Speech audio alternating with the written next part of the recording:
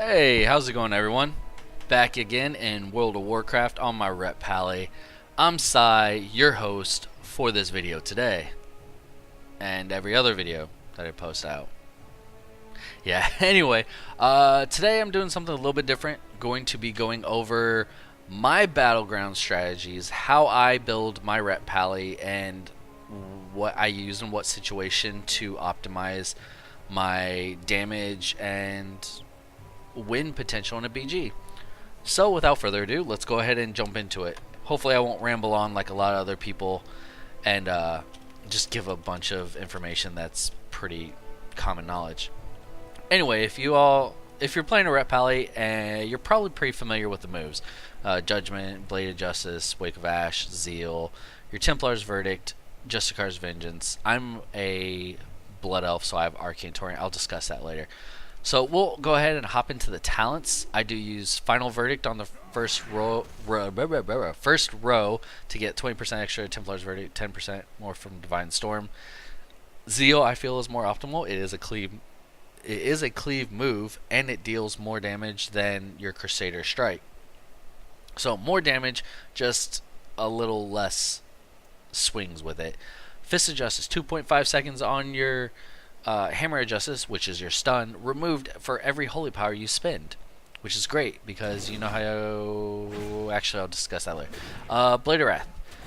My auto attacks give me my Blade of Justice back, or have a chance, which is actually a pretty significant chance. I've seen it proc multiple times in a row. Blade of Justice is a hard-hitting move, and due to an honor talent, has a slow on it. So keeping up a 3-second slow on a target trying to run away from you, it pisses him off. That's all there is to it. Justicar's Vengeance, a big swinging move. Not so big when you're in a BG because it does get nerfed a little lower than your Templar's Verdict damage. Only ever slightly, but the big benefit to it is 100% of the damage you deal is healed back to you. And I know it says 100% damage dealt in healing against a stun target, but in a battleground scenario, I believe that is nerfed down to 25% bonus damage, which is still a significant increase. And when you're swinging with it for free, and I've hit for just shy of 600k before, that's 600,000 damage, 600,000 health. So that is nothing to joke about. Divine Intervention. Your shield will pop automatically for you unless you have Forbearance on you, and I think being silenced can stop it from proccing as well. I'm not 100%. I'm about 72% sure about that. I'll have to do some testing with a buddy and check it out. But anyway, last one is Divine Purpose. Holy Power spenders have a 20% chance to make your next Holy Power spending ability free, which is great, which is why I wanted to go back up to Fist of Justice, like I mentioned earlier. When you get your free cast, I almost always use it on Justicar's Vengeance, unless I'm taking no damage, I mean, like, next to no damage, and I'm in an AoE situation where there are a ton of people. Then I will be spending it on Divine Storm, getting as much AoE pressure out as I can, making healers panic and hit their oh shit buttons. But otherwise, Justicar's Vengeance. It's still hard hitting. It heals you. It's a great move to spend it on. Plus, is a free 5 holy power being spent, even though it says it's casting it for free. The game still registers it as 5 holy power being spent, so you get a full 12.5 seconds removed from your Fist of Justice every time you cast it, which is great. Onto my honor talents. I like keeping the Gladiator's Medallion for pretty much every purposes on the second tier. I keep Reinforced Armor, 10% increased health. You can't determine how many casters or melees are going to be in a BG, so this is just your pretty much bread and butter ability. Gives you 10% more health. Law and Order, this is my go-to move because Hand to Hindrance, if it's dispelled, reduces the cooldown by 15 seconds. It is currently on a 30-second cooldown, so it gets rid of half of the cooldown on it, which is great. Also, your Blade of Justice now applies a free Hand of Hindrance for 3 seconds. That's this move that gets reset all the time, so you have 2 ranged slows. Beautiful slows! Rushing to get this, I say rushing, but you gotta get all the way over here, is a great thing. It's an amazing ability. On the third tier, Cleansing Light is awesome when you have those stupid assassination rogues or any kind of Death Knight really against you, you can be removing them. You still have it, but it cleanses a friendly target, removing all poison and disease effects. This one cleanses all allies within 15 yards. This one is a single target. This one is everyone. So you still have your cleanse toxins, so it still works. Very good to use. This one, just in situations where they'll be like Death Knights will be spreading their diseases all over the place, you could get rid of them, all of them. But I prefer Luminescence in a BG scenario. 30% of the healing that is done to me is done to all allies within 20 yards, which is great. If you've seen in previous BG videos, you all of a sudden just see all this healing appear on the screen for no reason. That is not me hitting a heal button and saying oh shit to everyone. That is a healer hitting me with a heal and catching everyone in it. And a lot of times this will kind of develop a pocket healer for you. A healer will go to heal you and realize, whoa, what just happened? Oh, every time I heal him, I'm healing everyone. So they will be focusing heals on you, keeping everyone up, and then sending out some heals when needed to other targets. It's awesome. It's worked a couple times for me to kind of get a pocket healer. Blessing of Sanctuary is my go-to ability here, even though I do not use it anywhere near enough as I should. Excuse me. It's great. Hold on.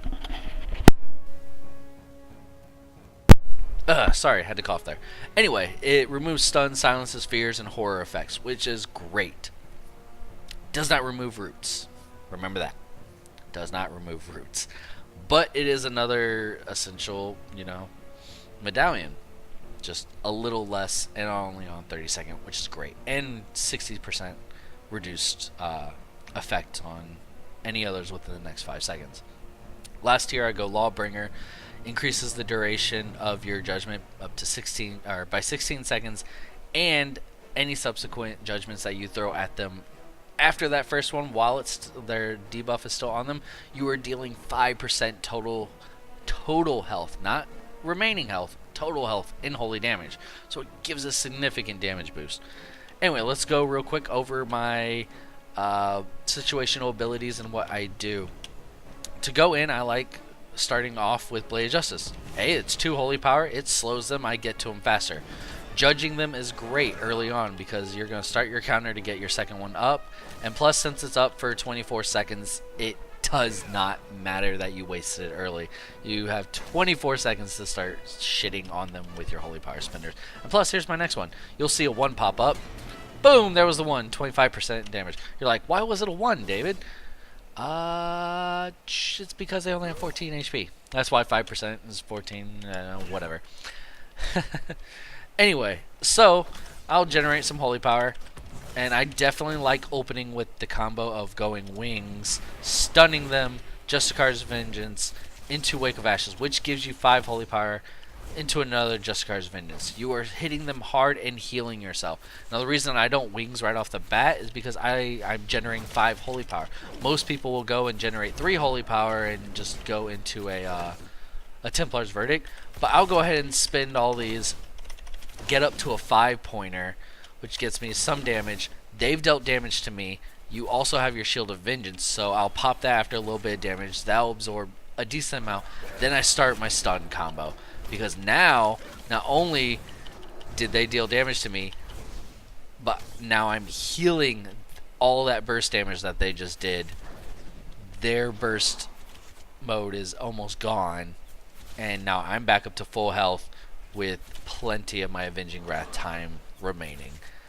It gives you great equal on that. Plus, if you're hitting with Justicar's Vengeance, you're getting your Hammer of Justice down or back up really fast. Another thing I like to add is, because I am a Blood Elf, if you are playing a Blood Elf, Arcane Torrent can be used offensively and defensively. I use it a lot of times in conjunction with my stun against healers when they're low. When the healer's getting pretty low, they're on a stun, I'll keep an eye on how long that stun's left, and just before they come out of it, I will hit Arcane Torrent. That will give me another 2 seconds to either finish bursting them down, or the target that my people are fighting is gonna die because that was a long time that a healer wasn't on them. But the other thing is, Arcane Torrent is not on the global cooldown. So if you'll notice, I'm going to walk up, I'm going to hit Zeal and Arcane Torrent immediately after, and then I can, after the single global cooldown, hit Templar's Verdict. Oh, actually, we'll go with this. Alright. You know what? Let me spin this. I did that wrong. Alright. One Zeal. Alright, you'll see it here. See? Gives you that sneaky burst, and within that, they were silenced. You gained your holy power. You were able to get them within another global. It's great for finishing off people who you don't have enough time to wait that other full second of global to finish them off. You're afraid they might get a heal off or escape, anything like that. Again, or not again, but another thing I like to keep on me are definitely ancient healing potions. They may cost you a little bit in the auction house, or if you are a alchemist, you can make them yourself. A health stone from a warlock currently only heals me for 387,000 health. A healing potion's 527,000. So that's what, 140,000 HP difference? Yeah. Yeah, 140,000 more HP from the Ancient Healing Potion. And they're both on the same cooldown. Now, this one is free and you get 3 charges, so if you don't want to spend the money and you do have Warlocks, feel free to use them. Me, since I'm an alchemist, I do just create these all the time. They are great. If I don't have my stun lock heal rotation up and going, you know, being able to go stun, heal, wake, heal. If I don't have that up and going, then a good Shield of Justice, popping Ancient Healing Potion within the Shield of Justice. Not only are they having to beat through 500,000 HP of a shield, which is gonna blow up and hurt them, which is great. It's a double-edged sword against them. You know, it's a defensive and offensive ability. Love it. I know double-edged sword probably was not the term because that would mean that would cut me as well. But, you know, whatever. It works. Love the ability. On a 1.5-minute cooldown.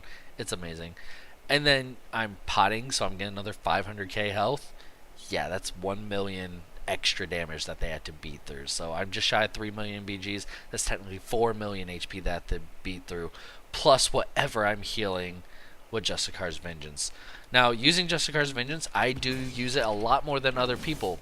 They tend to roll hit with Templar's Verdict a lot more, which I do understand. It is optimal for your damage because you are only using up 3 holy power, swinging, then 3 holy power again. So you are definitely doing more damage in that small window than with Justicar's Vengeance. You are dealing more with Templar's Verdict.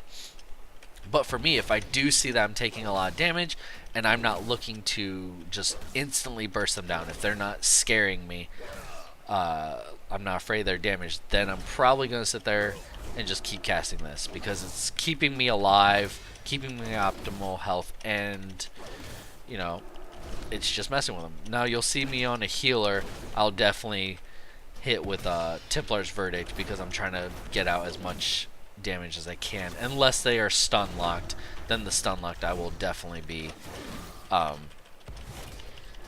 using my Justicar's Vengeance at least once. If I have Wake of Ash, I'll go Justicar's Vengeance into double Templar's Verdict, and that's a lot of damage.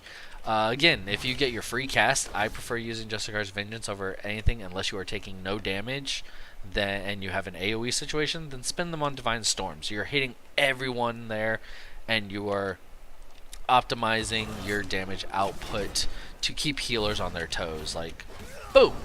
Just threw it out there. I do chase down healers. I do recommend anytime you see a healer, go kill them. Even if you are the only person on them, you can at least start damaging them. And what I recommend is don't just open with your burst on a healer. If you do not think that you can kill the healer, do not open up with your burst. What I recommend doing is going in, start damaging them.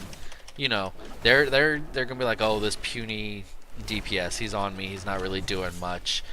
And when he gets, down to 3/4 health or half health, he's going to turn and start wanting to heal himself. That's when I recommend you start CCing and bursting the hell out of him, because you're going to make him panic and hit his oh shit buttons. Whether you're going to get his medallion out of him, or he's going to start hitting his oh shit heals on himself to keep himself alive.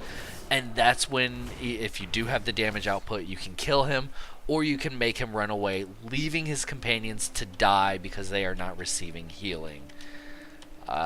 It's great.